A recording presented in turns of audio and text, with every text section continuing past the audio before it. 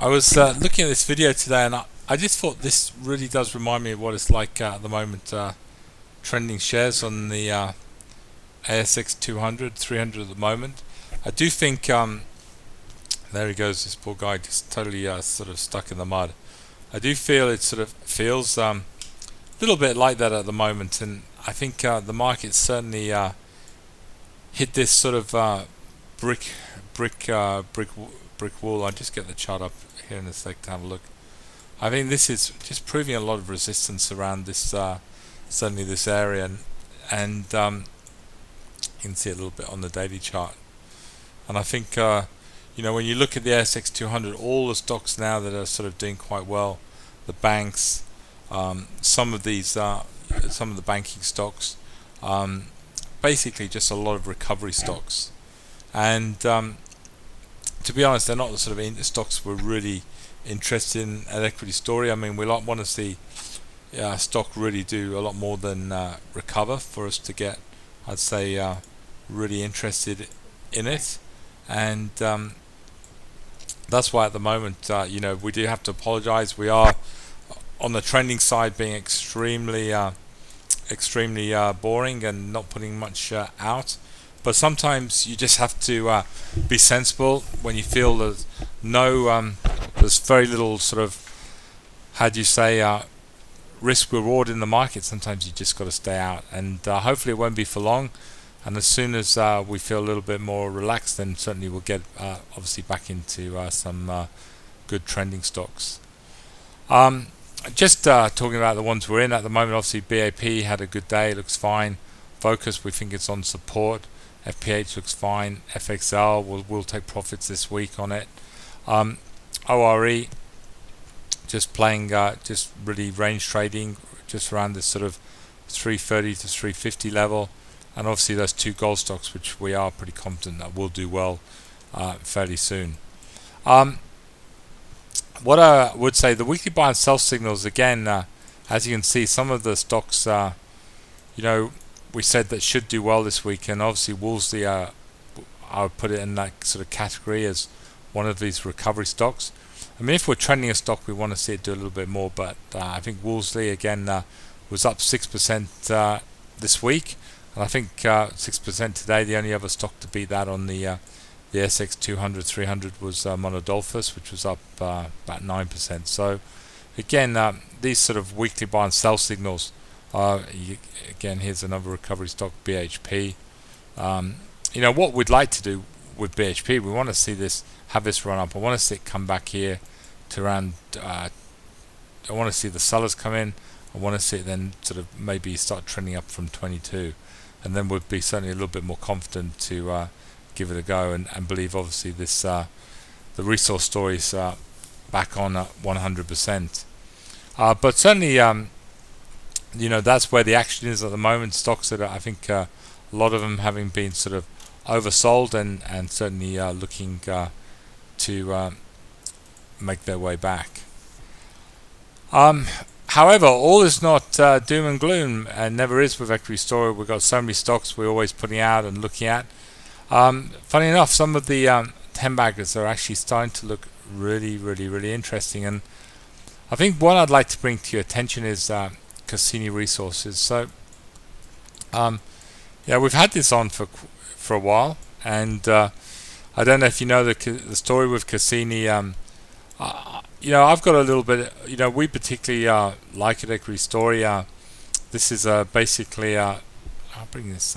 This is Mike Young's involved with this, and I've got a bit of a weakness for Mike Young. I was certainly involved with the BCI story in the early days, and I remember sort of taking that from sort of 20 cents up to $4.50, and certainly Mike Young being involved with that gave me a lot of encouragement to stay in the story.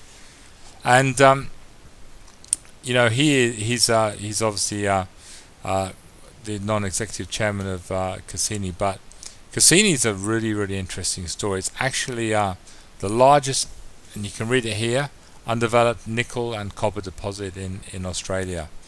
So they've been basically drilling this deposit for the last sort of 2 years, and I think they've had some fantastic drill results.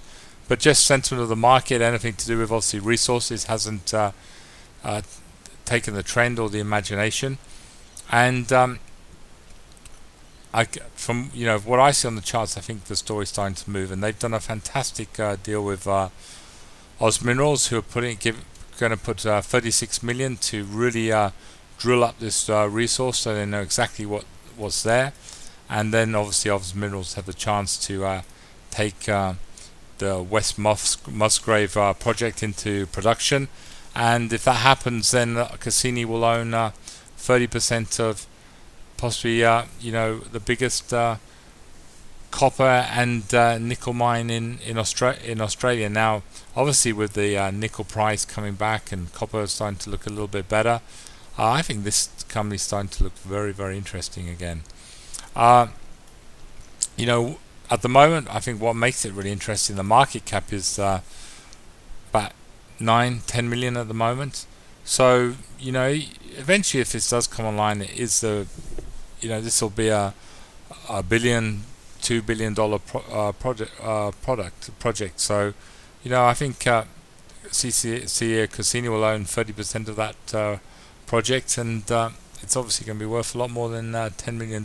But there is still a lot of risk there. They've still got to obviously spend this 36 million, drill up the resource. But certainly, I think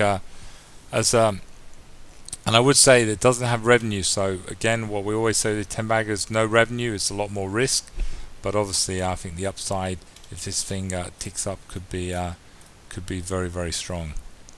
And again, you can see just doing the right things. And again, for quite a while, it's just been trading pretty low, and now sort of poking its head up. And I think this will even look better if it can get to around sort of 6 cents. Certainly, there's no reason why this can't have a run. Originally, when they took over the Musgrave project, it actually jumped from I think it was something like 2 cents to 22 cents in one day, which was just unbelievable. And since then, obviously, the sentiment's down, but there's nothing obviously changed with the project at all. So it is on the website. You can read up about it, or go on to the ASX, and you can read their sort of latest presentation. I think it makes interesting reading and tells you a lot about the West Musgrave project, their deal with Oz Minerals, and I think this is certainly it's very, very really, really exciting. Again, looking and today it was up just over 10%, and some of the 10 baggers we like, Buddy, obviously starting to cheer up and look good. Wangle up 9% today. Again, obviously this is this exciting app which vastly obviously reduces your data costs on your mobile phone. There's no reason why everyone potentially couldn't download this app. It's fantastic. And obviously Star Group up 5-6%. Starting to move up a little bit, looking great. This is obviously one of our favorite 10 baggers. Got a great revenue model. It looks absolutely stunning. And obviously the great diamond business, Lucapa. Actually, look at that short-term trend. It's looking very, very aggressive. It's looking very, very good. And again, Lucapa potentially is one of the most exciting little 10-bagger stories at the moment on the ASX. They've already, I think, taken out of about $40 million in diamonds out of the ground, out of the alluvial ground so far this year, and they're sitting on that pipe which they're drilling at the moment. And if that pipe, like I said, does become the source of all these amazing $1 million diamonds they're finding, well, I think Lucapa could obviously be anything. So I think those some of those 10 baggers are starting to look exciting, and I think it's important to understand how sort of 10 baggers move. And I just want to take you back in time with this company, and just to give you an idea where I think you do need to be patient. You do need to believe in the story, and I think obviously if you can believe in the story and keep the faith, obviously you can be rewarded. Now, just show you this little company here. This was a very interesting story back in around sort of early 2000, and started trending up really nicely. Did what a lot of these sort of little 10 baggers do, went up to 10 cents and traded back down to below 3 cents. And you could see a lot of people going, oh, what's all this, it's a load of rubbish. And this took nearly a whole year just playing out the game, and then trending pretty weakly, and then suddenly bang. Well, that was the start of Fortescue Metals. And really, this is how these 10 baggers move. You just got to be really patient with them. And we've had tremendous success with them in Equity Story, and a lot of the reason is that we believe in the story, and we're patient with them. And obviously, if they double pretty quickly, you often see us take some profits and sell half.